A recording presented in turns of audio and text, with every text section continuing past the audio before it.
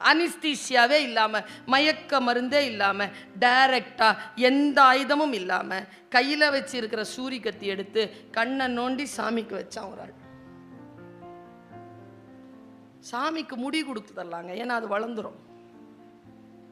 இடம் காலத்தி மலை. வேடுவன் இருக்கிற ஊர் உடுப்பூர். உடுப்பூர்ப்பா திண்ணப்பனுடைய ஊர். அவருக்கு திண்ணப்பன்னு பேர் வச்சாங்க. அம்மா பேரு தவதத்தையார், அப்பா நாகன். சரியா? அவருக்கு 2 ஃப்ரெண்டு இருந்தாங்க. ஒருத்தன் பேர் நாணன், ஒருத்தன் பேர் காடன். அந்த ஊர்ல அந்த உடுப்பூருக்கு பக்கத்துல, அந்த மலை காலத்தி மலைக்கு பக்கத்துல பொன்முகலி அப்படின்னு ஒரு ஆறு இருந்துச்சு. இது எல்லாம் சேக்கிழார் நமக்கு தருகின்ற தரவு, டேட்டா. இது நடந்தது அப்படிங்கிறதுக்கான டேட்டா. பொன்முகலி ஆறு, உடுப்பூர் ஊர், திருக்காலத்தி மலை. முடிந்தால் ராபி சேது பிள்ளை அவர்கள் கங்கை வேடனும் காலத்தி வேடனும்னு ஒரு கட்டுரை எழுதியிருக்கார். முடிஞ்சா அதை படிச்சிருங்க. ராமாயணத்திற்கு ஒரு கங்கை வேடன் குகன், பெரிய புராணத்தில் ஒரு காலத்தி வேடன் திண்ணன். 2 பேரும் அப்படி பயணம் பண்ணுவாங்க. எனக்கு தெரிஞ்சு குகன் கூட அன்புதான், இல்லைன்னு சொல்ல முடியாது, அது வேற. இந்த அன்பெல்லாம் டெரர். பக்கத்திலேயே வர முடியாது யாரும். ஆறம் அங்க இருக்கும். திண்ணப்பனை பத்தி பேசினா திண்ணப்பனுடைய ஆறம் அங்க இருக்கும். கிட்ட கூட நெருங்க முடியாது திண்ணப்பனை. அவன் ஒரு வேடுவன். 16 வயசு ஆகுது அவனுக்கு.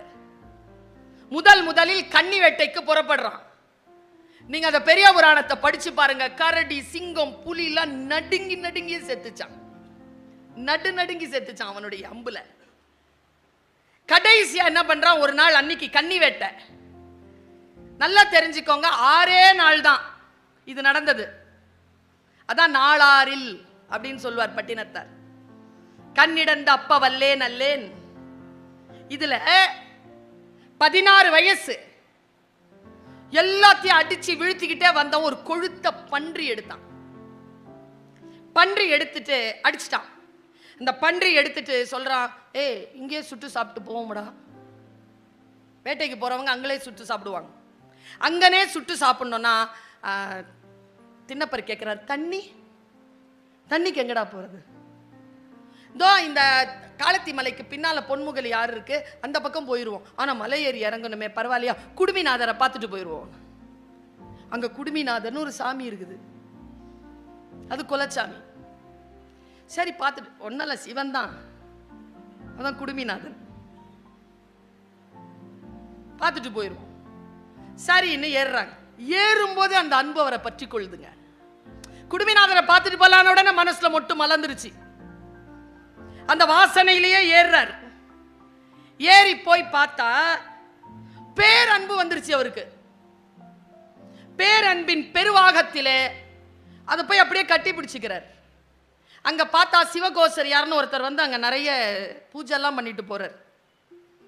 பூ இருக்கு, அப்புறமா திருமஞ்சனம் நடந்திருக்கு, எல்லாம் பார்க்குறேன்.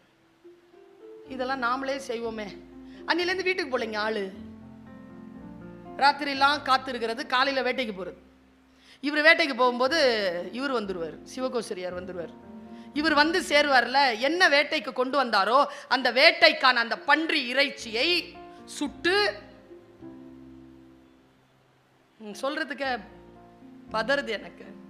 முகல் யாரா அங்க இருக்குது, வேடுவன், அவருக்கு ஒன்றும் தெரியாது.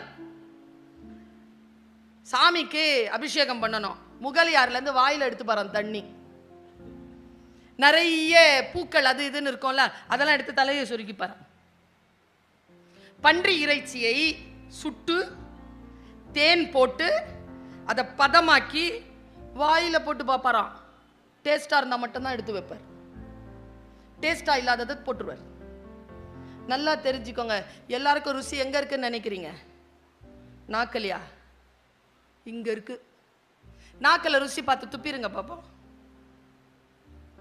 நாக்கில் ருசி வந்த பிறகும் எடுத்து கொடுப்பவள் தாய் மட்டும்தான், வேற யாராலையும் கொடுத்துட முடியாது. அதை ஜெயிக்கிறான். தொன்னையில எடுத்துட்டார், இலை அதை எடுத்துட்டார். தலையில பூ, வாயில தண்ணி, நேரா வந்து சிவகோசரியார் பண்ண எல்லாத்தையும் காலால எட்டி ஒழிச்சிட்டு, என்னடா இது நான்சென்ஸ்? யார் இதெல்லாம் பண்ணது? முதல்ல தலையில இருக்கிற வாயில இருக்கிற தண்ணியை முதல்ல அபிஷேகம், உமிழ்தல், அப்புறம் தலையில இருக்கிற பூவை போட்டுட்டு இந்த கறி எடுத்து கொடுக்கறது, இதுதான் வேலையே. இவர் வேட்டைக்கு போகும்போது சிவகோசரியார் வந்து அழுவுறார். யாரா இது அபசாரம் பண்ணி வைக்கிறது? நான் பாட்டுக்கு சைவ கடவுளை அவரை பார்த்துட்டு இருக்கும்போது யாரோ அசைவம் சாப்பிட வந்துட்டானே. பிடிக்கல சிவகோசரியாருக்கு. சிவகோசரியார் கம்ப்ளைண்ட் பண்ற. என்ன கம்ப்ளைண்ட்? என்ன யாரோ வந்து அபச்சாரம் பண்றா, என்ன பண்றது? எனக்கு இதுல உடன்பாடு இல்லை, நீங்க பார்த்துக்கோங்க, இது சரியா இல்லை அப்படின்னு உடனே சிவன் சொன்னானாம். சேக்கிழார் இப்படி எழுதுகிறார், அவனுடைய வடிவெல்லாம் நம்மிடத்தில் கொண்ட அன்பு, அவனுடைய அறிவெல்லாம் நம்மை அறிவும் அறிவு, அவனுடைய செயலெல்லாம் நமக்கு இனியன, இதை உமக்கே நாளை காட்டுவோம். அவன் வடிவு அன்பு அது நான் தான், அவன் அறிவெல்லாம் எந்துதான், அவன் செயலெல்லாம் நான் தான், என்னோட அவன் கலந்திருக்காங்கிறது உனக்கு நான் நாளை காட்டுறேன் வா. அடுத்த நாள் தலைவர் போறார். போய் சாமிக்கு எல்லாத்தையும் வந்து துப்பிட்டார், எல்லாம் பண்ணிட்டார். பண்ணிட்டு பார்க்கிறார், கண்ணிலேருந்து ரத்தம் வருது. ரத்தம் வருதா? கிட்ட போய் பார்த்தா ரத்தம் வருது. ஐயோ, என் காலத்தினாதனுக்கு ரத்தம் வருது, என்ன பண்றதுன்னு யோசிச்சா அவங்க அம்மா சொன்னது, அவங்க பாட்டி சொன்ன பழங்குடி சொல் ஞாபகம் வருது. ஊனுக்கு ஊன், ஊனுக்கு ஊன், கண்ணுக்கு கண், பல்லுக்கு பல். கண்ணுக்கு கண் தான், யோசிக்கவே இல்லைங்க. சூரிய எடுத்தான், கண்ணில் எடுத்தாப்பிட்டான். இத பின்னால இருந்து சிவகோசரியார் பார்த்துட்டு இருக்கார். அவர் நெய்வேத்தியம் பண்ணாரே தவிர அவரால் கண்ணெடுத்து அப்ப முடியுமா? திண்ணப்பன் வலிக்க வலிக்க கொடுத்துட்டாங்க. பின்னும் காட்ட அவன் பாருங்க நின்னுடுச்சுங்க. வலி கண்ணுல இருந்து, ஏங்க எந்த அனிஸ்தீஷியாவும் இல்லாம சூரிய கண் எடுத்து கண்ணுல இருந்து எடுத்துட்டான், வலக்கண்ணில் எடுத்துட்டான், எடுத்து வலது பக்கத்துல வச்சுட்டான். இப்போ பார்க்குறாங்க கண்ணில் இருந்து தண்ணி நின்ன உடனே. ஆனால் கண்ணெடுத்து வைக்கிறதுக்கு முன்னால் பச்சில கிச்சில எல்லாம் ட்ரை பண்ணான், நிற்கலை. அப்புறமா தான் எடுத்த. அப்புறம் எடுத்த முட்டாள் இல்லாம ட்ரை பண்றான். ஃபர்ஸ்ட் எய்ட் ட்ரை பண்றான், ஃபர்ஸ்ட் எய்ட்ல நிக்கல, இதை எடுத்து அப்பிட்டான். இதை எடுத்து அப்புன உடனே அவர் சும்மாவா தலைக்கறி கேட்ட ஆள் இல்ல, இன்னொரு கண்ணிலையும் ரத்தம் வடியுது. என்ன புத்தி பாருங்க, இன்ஸ்டன்ட் புத்தி. இதுவும் எடுத்துட்டோம்னா எங்க வைக்கிறதுன்னு தெரியாதுல்ல, குறி வைக்கிறாங்க. செருப்பு கால் எடுத்து அந்த கண்ணில் குறி வைக்கிறான், இங்கே தான் வைக்கணும். லிங்கத்தின் மீது கண் மீது கால் வைக்கிறான். கால் வச்சுட்டு எடுத்தான் பாருங்க, நில் கண்ணப்ப சிவன் வந்துட்டான். நல்லா தெரிஞ்சுக்கோங்க, காரைக்கால் அம்மையரை உட்கார வைத்திருப்பான் சிவன், திண்ணப்பனை தன் தோழன் என்று பக்கத்தில் நிறுத்தி வைத்திருப்பான். திண்ணப்பன் போர் அன்பு இல்லை, அதனால் தான் அவர் சொன்னார், ஆதிசங்கரர் சொல்றார், வழி நடை நடந்த மிதி அடி பசுபதியின் அங்கத்திற்கு குறி காட்டி ஆகிறது. இப்ப புரியுது அந்த வரி?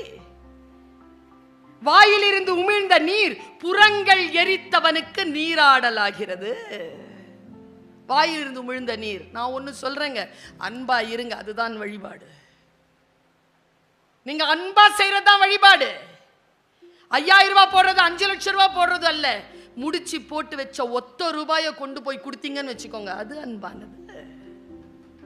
அன்பில் தான் இருக்கிறது பேரறம். நான் எங்க காலேஜ்ல ஒரு சைவ இலக்கியத்தை வைக்கணும்னு சொன்ன உடனே நான் பூசலார் புராணத்தை தான் வச்சிருக்கேன். எல்லாரும் வெளியில கோயில் கட்டினாங்க, பூசலார் மனசுல கட்டினார். செயற்கரிய செய்கை. அந்த புராணத்தை படிக்கின்ற பொழுது சில டீடைலிங் இருக்கு, அந்த டீடைலிங்காக தான் பெரிய புராணம் புகழ் பெற்றது. அவன் சாதாரணமா கட்டல, முதல்ல எல்லாருக்கிட்டையும் கேட்கிறார். பூசலார் கோயில் கட்டணும், காசு கொடுன்னு. அங்க இருக்கிறார் காவற்கோடன், அவர் சொல்லிட்டார் நான் கட்டுறேன். எல்லார்கிட்டையும் அவர் காசு வாங்கி அவர் உண்மையாவே கோயில் கட்டிட்டார் ராஜா. இவருக்கு யாரும் கொடுக்கல. வந்து உக்காந்தாங்க, நான் இதை சொல்லி நான் நிறைவு செய்யறேன். உட்கார்றான் பூசலார், உட்கார்ந்து முடிவு பண்ணிட்டார், ஓ என்னடா வெளியில கட்டுறது, என் மனசுல கட்டுறேன்டா. யார் நிலம் கொடுக்கலன்னு பாக்குறேன். மனசுல ப்ளூ பிரிண்ட் போடுறாருங்க. எல்லாம் போய் தேடுறாருங்க நிலத்தை. நிலம் கண்டுபிடிச்சாச்சு. நிலத்தை பத்திரம் போடுறாரு. மனசுல பத்திரம் போட்டு நிலத்தை ப்ளூ பிரிண்ட் போட்டு, இது பெருமண்டபம், இது சிறு மண்டபம், இதுதான் பிரகாரம், இதுதான் குளம், இதுதான் கர்ப்பகர், இதுதான் கொடி கம்பம்னு போடுறாருங்க மனசுல. ஸ்தபதியை கூப்பிடுற, ஸ்தபதிக்கு ஃபீஸ் கொடுக்கிறார். எல்லார்கிட்ட இருந்தும் காசு கொடையாளராக வாங்குகிறார். கொடையாளர்களிடம் காசு வாங்கி அதுக்கு அக்கவுண்ட் வைக்கிறார். எங்க மனசுல கட்டி முடிக்க ராஜாவும் கட்டி முடிச்சிட்டார். பெரிய புராணம் இப்படி முடிக்கிறது பூசலார் கதையை. கும்பாபிஷேகம் 2 பேரும் ஒரே நாள்ல பூஜை போட்டாங்க. ஒரே நாள்ல கும்பாபிஷேகம் அறிவிச்சிட்டாங்க. சிவன் நேரா காவல்கோடன் கனவுல வந்துட்டார். Mister Rajan, I am not going to come tomorrow. நான் வர போறதில்ல. Why? I am having an appointment with Poosalar. பூசலாருடைய கும்பாபிஷேகத்துக்கு போக போறேன். உன் கும்பாபிஷேகத்துக்கு வர முடியாதுன்ட்டார். அவன் எங்க கோயில் கட்டியிருக்கான், அவன் மனசுல கட்டியிருக்கான், அங்கதான் போறேன். சிவனே கற்கோயிலுக்கு வராமல் மனக்கோயிலுக்குத்தான் கும்பாபிஷேகத்திற்கு போனதாக பெரிய புராணம் சொல்கிறது. இவர்கள் எல்லோரும் சேர்ந்து பரிவாரங்களுடன் போய் எங்கே கோவில் எங்கே கோயில் என்றவுடன் தனக்குள் கோவிலை தாங்கிக் கொண்டு பூசலார் அப்படியே கோயிலாக உட்கார்ந்திருந்தார். அவருக்கு முன்னால் சாஷ்டாங்கமாக பரிவாரங்களுடன் வணங்கி அவருக்குள்ளே இருக்கின்ற கோவிலுக்கு ராஜனும் சேர்ந்து கும்பாபிஷேகம் எடுத்தான் என்று அந்த புராணம் முடிகிறது. என்றால் இது எல்லாம் நம்முடைய மனதை கழுவுகின்ற, மனதை மேன்மைப்படுத்துகின்ற, அன்பென்ற நோக்கிலே கடவுளோடு ஒன்று கலக்கின்ற எல்லாமே ஒரு புறம் இருக்க. பாருங்க, சாப்பாடு கொடுத்துடலாம் சாமிக்கு, தண்ணி கொடுத்துடலாம் சாமிக்கு. ஆனா சாமி கிட்ட போய் அவன் கால் வச்சான்ல, அப்போ சாமியும் இவன் ஒன்னாயிட்டான்ல. அந்த ஈடுபாடு, தன்னைத்தானே முழுமையாக இறைவனிடத்தில் கரைத்தல் என்பது நான் அறிய எல்லாம் இன்டலெக்ட் தாங்க, எல்லாம் ஹீரோயிசம் தான்.